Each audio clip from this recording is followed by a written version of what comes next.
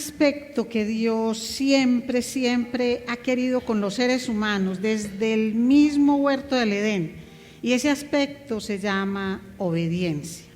Que nosotros le obedezcamos es como el anhelo que Dios tiene en el corazón, como hijos, todo lo he dado, todo lo he entregado. ¿Qué es lo que les pido? No solamente que me escuchen, sino que me obedezcan. Como dice Santiago, que no solo sean oidores, sino hacedores de la palabra. Tan fácil decir eso. Pero muchas veces todo esto surge de nuestros labios de forma mecánica. Y muchas veces nosotros le ofrecemos cosas a Dios como que tenemos la intención de hacerlo, como que nace del corazón, pero esto no se concreta. Y esto nos pasa a todos frente a ese llamado a la obediencia que Dios nos hace. Y esta noche vamos a ver por medio de una parábola cómo el Señor nos va a mostrar que la obediencia a Dios va más allá, mucho más allá de las promesas. Y lo vamos a leer en el capítulo 21 de Mateo. Vamos a iniciar con la lectura de la palabra que está de los versículos 28 al 32, capítulo 21 de Mateo. Y dice así la palabra del Señor. Pero, ¿qué os parece? Un hombre tenía 2 hijos, y acercándose al primero le dijo: Hijo, ve hoy a trabajar en mi viña. Respondiendo él, dijo: No quiero. Pero después, arrepentido, fue. Y acercándose al otro le dijo de la misma manera, y respondiendo él dijo: Sí, Señor, voy. Y no fue. ¿Cuál de los 2 hizo la voluntad de su padre? Dijeron ellos: El primero. Jesús les dijo: De cierto os digo que los publicanos y las rameras van delante de vosotros al reino de Dios. Porque vino a vosotros Juan en camino de justicia y no le creísteis, pero los publicanos y las rameras le creyeron. Y vosotros, viendo esto, no os arrepentisteis después para creer. Padre, gracias por esta enseñanza. Gracias, Señor, porque con ella aprendemos que muchas veces somos ligeros de palabra, ligeros en nuestros compromisos contigo, Señor. Ayúdanos a entenderla y ayúdanos a comprender la exhortación tan grande que hay no solo para los sacerdotes, para los ancianos, Señor, sino para nosotros en el día de hoy, que somos muy dados a prometerte cosas, pero no a cumplirte. Que podamos recibir esta enseñanza con humildad, pero que también nos enseña a tomar decisiones firmes, como son las decisiones que tomamos para Cristo Jesús. Amén. Muy bien, mis amados, obediencia más allá de las promesas. Como siempre decimos, toda parábola está dentro de un contexto y toda parábola obedece como a una motivación especial. Una parábola Jesús no la dice para contar una historia muy agradable y que nos ponga simplemente a divagar, sino que Él la entrega con una motivación que es precisa. Y en este caso la motivación que hay está en el capítulo 21 del Evangelio de Mateo. ¿Y el capítulo 21 de qué habla? Pues primero de la entrada triunfal de Jesús a Jerusalén. ¿Qué es lo que el próximo domingo en nuestro amado país se va a iniciar? Es el domingo llamado el Domingo de Ramos, la entrada triunfal de Jesús en Jerusalén. Para muchos la Semana Santa, Semana Mayor, para otros será el paseo santo con una excusa muy especial. Y bueno, no vamos a satanizar el descanso porque es necesario, pero recordemos que Dios no sale a vacaciones. Él siempre está con nosotros y a veces eso es lo que hace que nosotros nos descuidemos y que nos volvamos tan laxos en muchas cosas. Muy bien, en ese capítulo 21 entonces entra Jesús a purificar el templo y luego se da lo que es la maldición de la higuera estéril, donde Él muestra todo lo que es la condición del pueblo de Israel. Y luego estos sacerdotes, movidos por la envidia ante la manera como Jesús es recibido por muchas personas, entonces empiezan a cuestionar la autoridad de Jesús. Y ahí es donde viene, para responder a esto del desafío que le hacen a la autoridad de Jesús, es donde viene la parábola. ¿De qué forma hacen el desafío a la autoridad de Jesús? Vamos a leer en el capítulo 21 de Mateo, desde el versículo 23. Cuando vino al templo, ¿quién? Jesús, que es de quien estamos hablando. Los principales sacerdotes y los ancianos del pueblo se acercaron a él mientras enseñaba y le dijeron: ¿con qué autoridad haces estas cosas y quién te dio esta autoridad? Respondiendo Jesús les dijo: yo también os haré una pregunta y si me las contestáis, entonces yo os diré con qué autoridad hago estas cosas. ¿El bautismo de Juan de dónde era? ¿Del cielo o de los hombres? Ellos entonces discutían entre sí diciendo: si decimos del cielo, nos dirá: ¿por qué pues no le creísteis?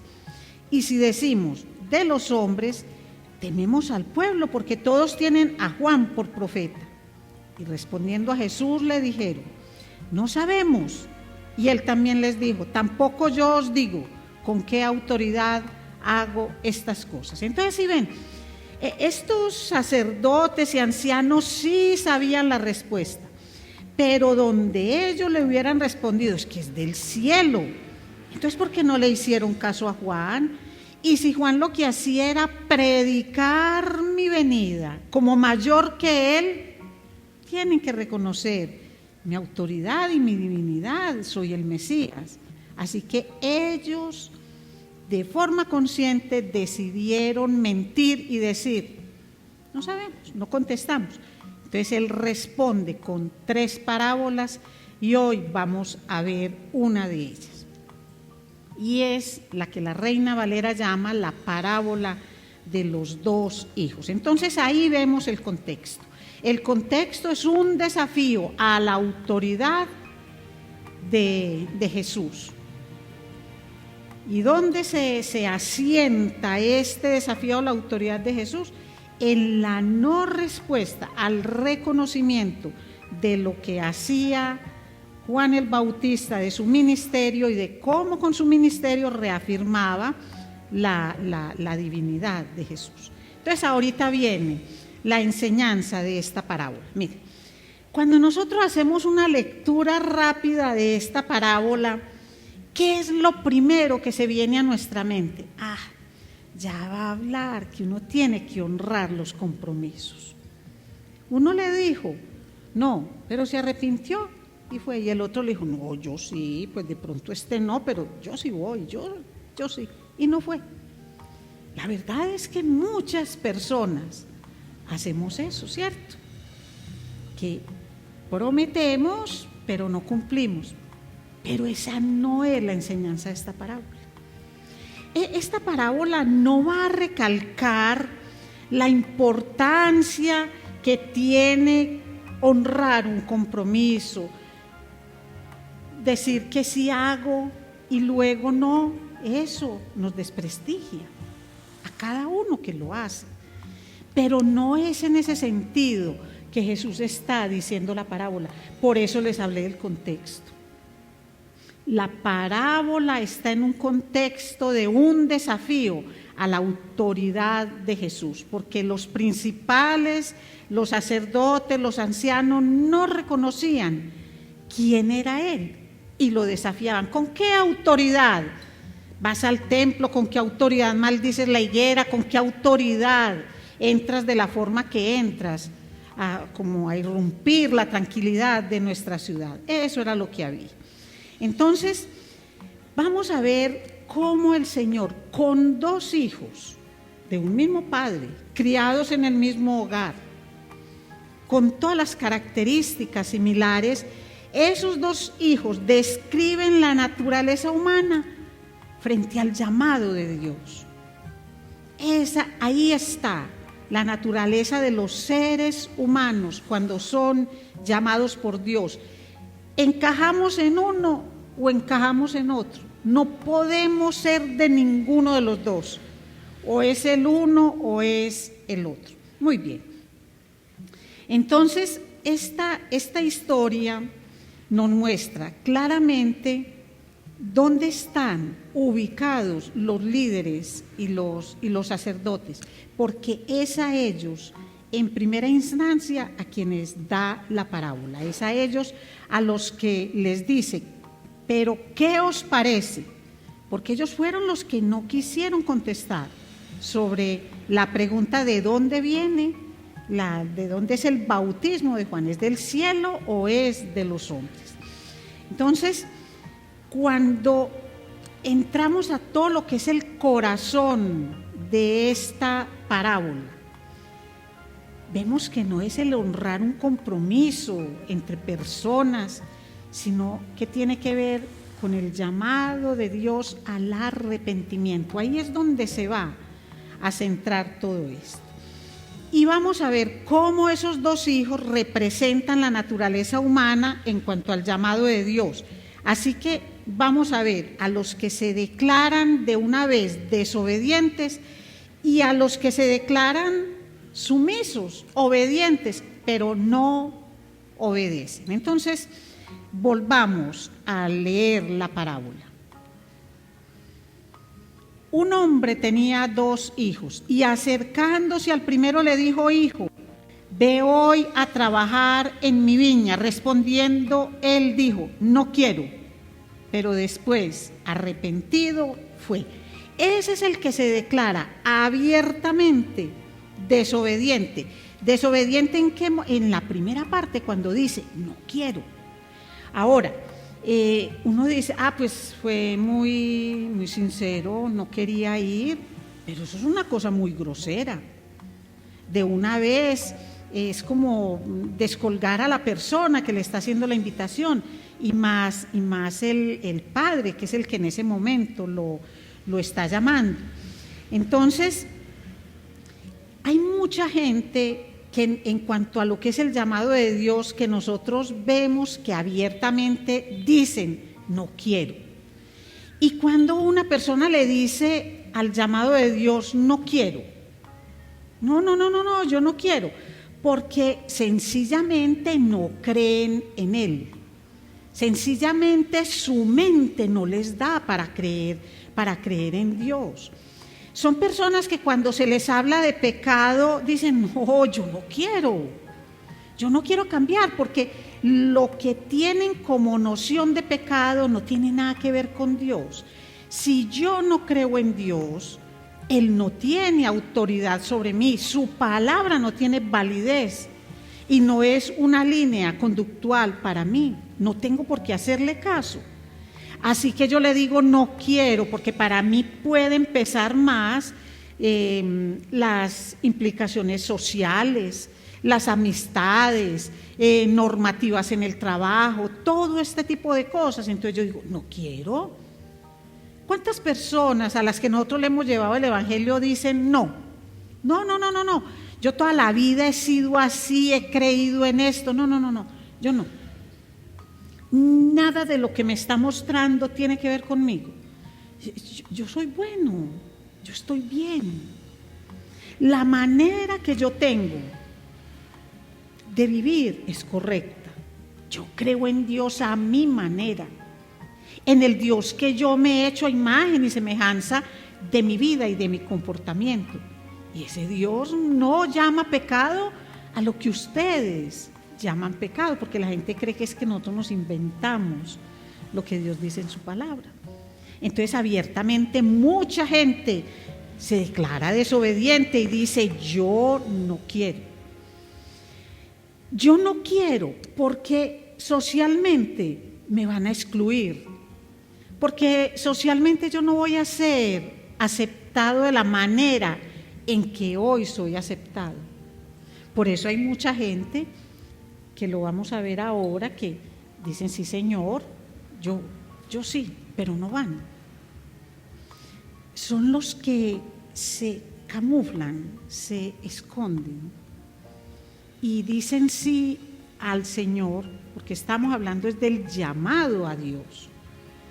Pero cuando ya son confrontados con su vida, con sus amistades, su familia, entonces son igualitos a ellos. No hay ninguna diferencia. Pero miren aquí cómo cambia de una forma especial lo que este hijo dice, no quiero, pero después arrepentido fue. ¿Qué pudo haber pasado en este hijo? Pensemos en un hijo normal, con un padre que tiene una propiedad, una hacienda, una viña, y le dice, venga, trabaje. ¿A qué lo estaba invitando? A que trabajara en algo, en la empresa de su propia familia. ¿Quién iba a heredar después la viña cuando el padre muriera? Él. Entonces, ¿a qué lo estaba invitando? A trabajar para él, a trabajar hoy en la propiedad que va a recibir mañana, para él y el resto de la familia. No lo está llamando a trabajar en nada que sea ajeno. Está trabajando para su propio beneficio. Y este hombre entiende, por eso es que se arrepiente, porque cambia de forma de responder, porque sabe que lo que motiva al Padre es el amor hacia Él. El Padre, buscando su beneficio, lo invita a que trabaje en su viña. Miren, hay muchas personas que dicen, yo no voy, yo no quiero, yo no. Y es porque no entienden que la salvación beneficia individualmente. Cuando yo le digo al Señor que sí y acepto su llamado, ¿quién es salva? ¿Yo o ustedes? Yo. Y así cada una de ustedes.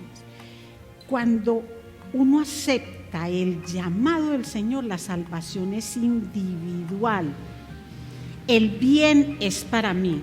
Pero miren lo que pasa. Si yo entendiera que hay un cielo y hay un infierno que son reales, yo actuaría de manera muy diferente a como realmente actúo. Y esto lo digo para las personas que todavía están como que sí, pero no, o como que no, pero sí. Cuando uno entiende que hay cielo y que hay infierno y que ese es el destino que por la eternidad va a recibir nuestra alma inmortal, yo me preocupo aquí y no tomo tan a la ligera esa invitación, ese compromiso con el Señor. Yo no lo tomo tan a la ligera y entiendo que yo no voy a sacrificar, a poner en riesgo mi alma inmortal por darle gusto a mi carne que es mortal, pasajera, efímera, que hoy está y mañana no. El alma es inmortal y el destino del alma, el sitio donde el alma va a reposar por la vida eterna, lo define cada uno de nosotros, porque la invitación que Dios hizo ya está hecha y cada uno de nosotros responde ante eso. Dice el versículo 31, antes de hablar del que dijo que sí y no fue. ¿Cuál de los dos hizo la voluntad del Padre? El primero. Y dijo: de cierto os digo que los publicanos y las rameras van delante de vosotros al reino de Dios. Vean, en esa palabra hay una promesa para los que en un principio dijeron: yo no voy, pero se arrepintieron y fueron. Por eso habla de publicanos y habla de rameras. Y dice: van delante de ustedes al reino de Dios. En vez de ustedes, dice otra versión, al reino de Dios. ¿Quiénes son esos ustedes? Entonces vamos mirando. ¿Quiénes son esos publicanos y rameras? Son dos grupos de personas consideradas por el pueblo judío como pecadores, evidentes. Todo el mundo sabía que esos publicanos cobraban impuestos y se enriquecían sacándole a las personas más dinero de lo que correspondía. Eran unos ladrones, abusadores. No tenían en cuenta la necesidad de las personas, sino su propio beneficio. Cumplirle a Roma con lo que le correspondía, pero una buena participación para ellos. Y las prostitutas, conocidas por todos. Aquí no nos vamos a rasgar las vestiduras y a decir: es que no tenían en qué más trabajar. La prostitución no es una fuente de trabajo que honre a Dios. No lo es con ninguna consideración. No quiere decir que vamos a despreciar a estas personas. Antes, por el contrario, miren qué cosa tan hermosa. Está enfrentando a estos pecadores evidentes, no porque fueran los pecados más horribles, habían asesinos, mentirosos, adúlteros, había toda clase de pecadores, pero estos eran pecadores socialmente identificados. Ahí van, esos son. Y nadie quería ser como ellos. Nadie veía en ellos la imagen de Dios. Pero es que al lado están los sacerdotes y los principales, con su vestimenta, con el cargo que ostentan, con esos ministerios tan pomposos. ¿Y qué es lo que les está diciendo el Señor? Es que ustedes son como ese otro hijo, que se declaran sumisos, que se declaran obedientes, pero no obedecen. Es el que está en el versículo 30. Y acercándose al otro le dijo de la misma manera, y respondiendo el hijo le dijo: sí, Señor, voy. Y no fue. Y no fue. Miren, en esto no significa que Dios pase por alto los pecados de la gente. Lo que sí significa es que cuando una persona se arrepiente, Dios lo perdona. Pero es que para una persona que se considere buena, para una persona que lleve mucho tiempo en el Evangelio, años en el Evangelio, para una persona que esté en un ministerio, para una persona que ante mucha gente aparenta haberle dicho al Señor: sí, yo voy, yo te obedezco, yo estoy contigo, para esas personas es más difícil reconocer su pecado que para una persona que evidentemente tiene un pecado. Eso es lo que quiere mostrar aquí. Aquí Jesús no está señalando como los máximos pecadores a dos grupos de personas, no. Lo que les está diciendo es: aquí están ustedes que se sienten tan bien, que dijeron que sí al llamado de Dios, pero no fueron a cuidar la viña, no fueron a trabajar en la viña. Y estos que en un principio dijeron: no voy. Cuando una persona dice no voy y se le ve el pecado en forma evidente, por supuesto que estas personas, en este caso, estas rameras y estos publicanos, cuando aceptaron adoptaron ese tipo de medio de ingresos, de trabajo, como lo quieran denominar, hicieron de lado la palabra del Señor. Le dijeron: no voy contigo, tú dices esto, pero yo no voy. Luego se arrepintieron y cambiaron. Eso es lo que él está diciendo. Y miren, arrepentirse no es un sentimiento, porque a veces eso es lo que pensamos. A veces decimos: ay, sí, es que yo estoy como tan arrepentido. Y ¿saben algo? Eso es bonito cuando una persona manifiesta ese deseo, pero arrepentimiento implica acción. Por eso es que se habla de una transformación.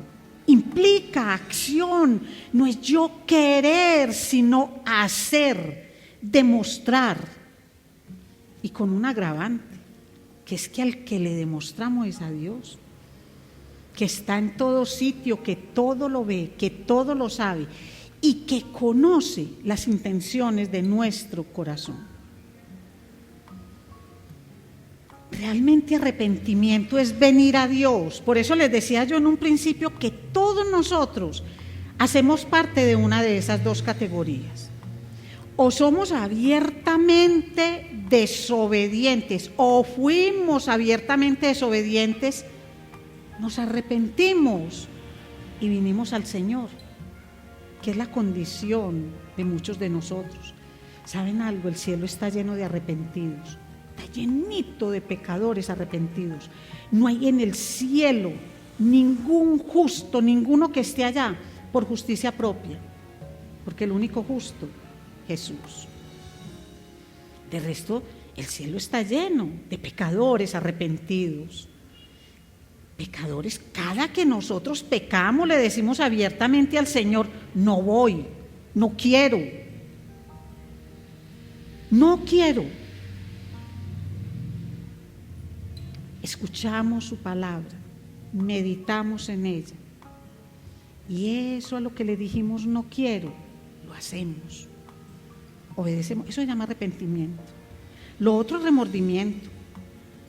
El remordimiento sí es un sentimiento. Uy, cómo me manejé de mal. Ay, no, ahora yo sí, de aquí en adelante sí, y empieza. Ese es el sentimiento, pero no se ve la acción, porque a veces son tan efímeras esas promesas que hacemos que se convierten como esa neblina de la mañana, que cuando está muy madrugadito vemos casi que cubre todo el paisaje, pero no es sino que empiece a salir un poquitico el sol y va desapareciendo. ¿Qué se hizo la neblina? ¿Dónde está?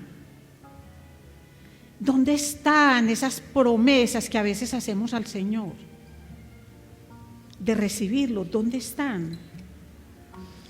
Miren, hay personas que escuchan y escuchan, saben y saben, sienten y sienten, todo el tiempo preguntan, todo el tiempo entienden, es más, se enternecen. Remordimiento. Pero ¿dónde está la acción? ¿Dónde está la acción? Y mire que para estas personas no importa la categoría. Eso es lo hermoso con Jesús. Miren cómo le da entrada a aquellos que socialmente no tienen entrada, aquellos que de verdad, de corazón, se arrepintieron de lo que hacían y sus acciones muestran que dejan de lado esos trabajos, esos pecados, esas adicciones y empiezan un camino muy diferente. Y aquí son nuevas criaturas, perfectas, no, nuevas criaturas. Entonces, Dios los recibe en el reino y dice: ellos, los arrepentidos, por grandes que hayan sido sus pecados, van delante de ustedes, en vez de ustedes, al reino de los cielos. Ellos, los despreciados por la sociedad, por el mundo, los abusados, los hechos a un lado, los maltratados, los enajenados, esos arrepentidos son los que heredan el reino de los cielos. Pero ustedes, los que dicen que sí, pero no van, porque no se han arrepentido de sus pecados, ni siquiera reconocen que los tienen, para ustedes no es el reino de los cielos. Pero es lindo, miren que en todo encierra una promesa. De cierto os digo que los publicanos y las rameras van delante de vosotros al reino de Dios. Vean, ¿saben qué está haciendo el Señor con eso? Préstenle atención a cada palabra. Cuando dicen delante de usted, no lo está sacando. Cuando dicen vez de ustedes es porque ¿quiénes deberían ir adelante al reino de los cielos? Los sacerdotes, los principales, los ancianos, todos los dedicados a hablar del Señor, todos los que sacando pecho dicen yo soy cristiano de 40 años, 50 años, yo dejé esto, yo dejé aquello. Esos son los que deberían ir primero. Pero si ese, aunque lleve muchos años, no reconoce su pecado y no se arrepiente, pues primero le dice vaya en la cola, pero si nunca se arrepiente no va a entrar. Mis amados, nosotros con el Señor no peleamos una pensión de jubilación y estamos muy equivocados con eso. No es ni por el tiempo, ni es por el trabajo que se realice, sino por la sinceridad que hay en el corazón. Miren un resumen del ministerio de Juan, porque el Señor es muy claro cuando les dice en el versículo 32, porque vino a ustedes Juan en camino de justicia. ¿A quién le está hablando? A los sacerdotes y a los ancianos. Por eso les leí capítulo 21, versículo 23. A ellos les está hablando. Porque vino a ustedes Juan en camino de justicia y no le creísteis, pero los publicanos y las rameras le creyeron. Y vosotros, viendo esto, no os arrepentisteis después para creer.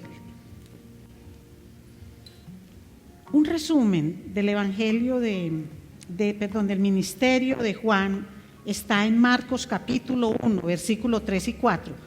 Voz del que clama en el desierto, preparad el camino del Señor, enderezad sus sendas. Bautizaba Juan en el desierto y predicaba el bautismo de arrepentimiento para perdón de pecados. Eso era lo que él decía. Arrepentíos, que el reino de los cielos se ha acercado.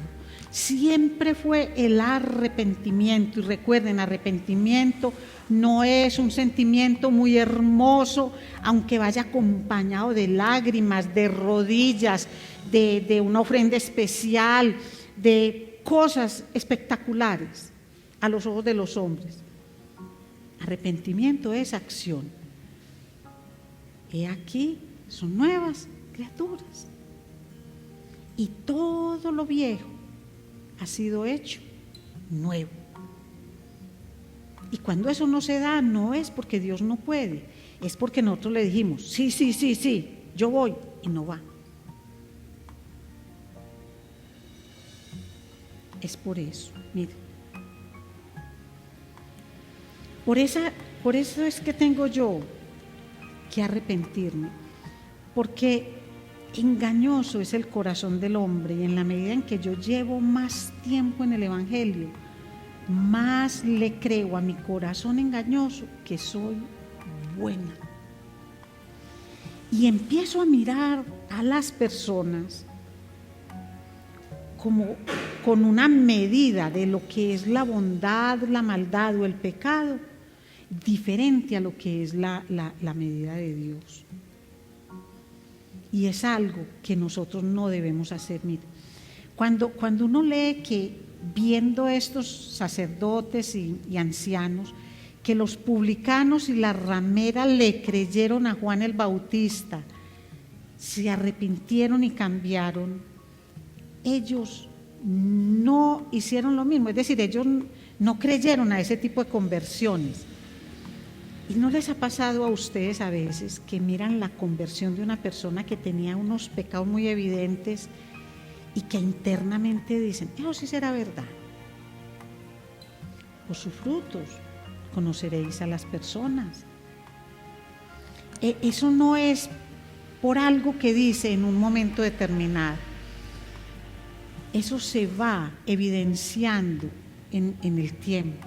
Eso se va evidenciando con las circunstancias que la persona va viviendo. La salvación es inmediata. Cuando de corazón se recibía a Cristo como Señor y Salvador. Pero todo el tema de la santificación es un proceso que va acompañando a la persona día tras día. Y ahí es donde se ve el fruto del arrepentimiento, que es el cambio de obra. No es solamente decir, no lo voy a hacer, eso está mal hecho, sino que efectivamente demuestra que no lo hace porque está mal hecho. Menos hablar, más hacer. Nosotros debemos abrirle a toda clase de pecadores, debemos abrirle la puerta de la salvación. Miren, eso fue lo que hizo Cristo en la cruz. Cuando Él extiende sus brazos, lo que está haciendo es abriendo la puerta para todos. Nosotros no debemos cerrarla, pero también lo que debemos mirar es si somos de aquellos que hemos dicho, yo voy, pero no van. Yo sí, pero no van. Y eso es algo que cada uno de nosotros debe responder internamente. A veces escuchamos esto y de una vez decimos, no, yo sí, yo ya me arrepentí. ¿Me arrepentí de qué? ¿De qué te has arrepentido? De mentir. Tú no has vuelto a mentir, ¿cierto? ¿O te ha dado remordimiento mentir? ¿Te has arrepentido de fornicar? Entonces ya no fornicas, ¿cierto? ¿O es que has tenido remordimiento por las fornicaciones?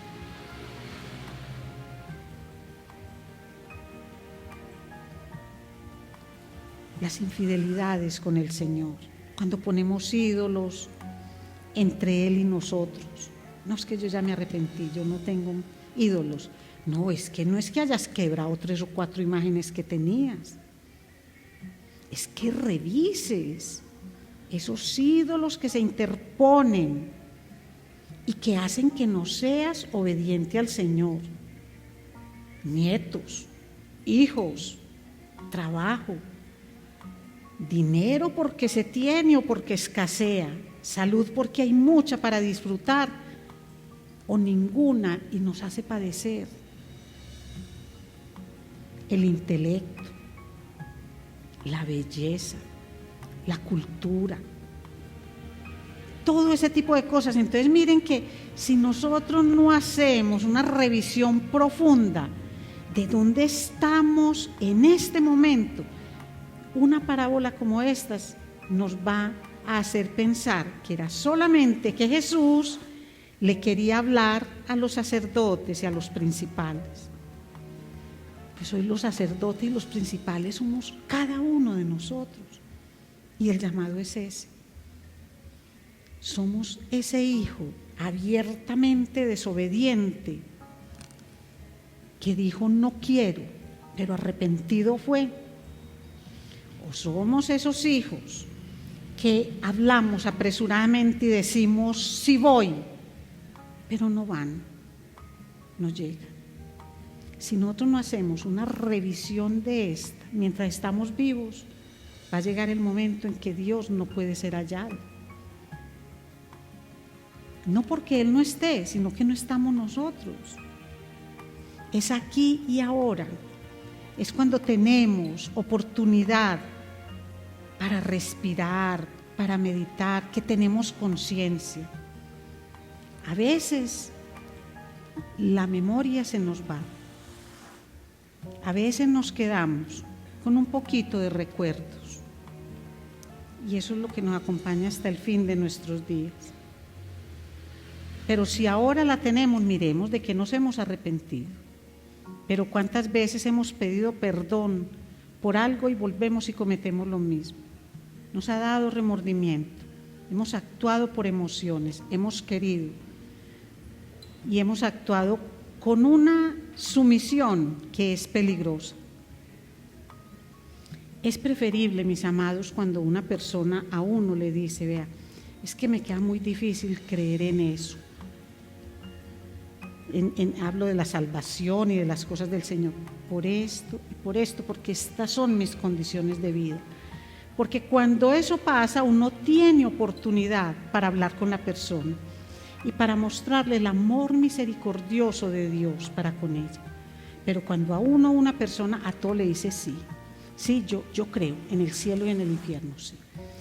Yo creo que Cristo murió en la cruz por mí, yo creo, pero después no evidencia eso en su vida, esa misma persona se está condenando, porque es que ya sabe, pero no toma decisiones apropiadas. Así, mis amados, que la invitación es esa, a que miremos en cuál de los dos lados estamos. Desobedientes, arrepentidos de verdad, de corazón, con cambios en nuestra vida, en aquello de lo cual hemos pedido perdón al Señor. O somos unos sumisos, negligentes, que decimos sí a Dios, pero finalmente no llegamos. Y saben algo, si el Espíritu Santo de Dios no está con nosotros cuando hacemos estas reflexiones, este corazón nuevamente va a engañarnos. Así que cuando hagan esta reflexión, háganla en paz, en calma, celular apagado. No es una invitación a poner la mente en blanco, sino antes a llenarla de todo lo que ha sido su vida desde que conocieron a Cristo, desde que Él les dijo, venga, yo soy el camino, la verdad y la vida, y quiero llevarlos al Padre, y nadie va a llegar al Padre si no es por mí.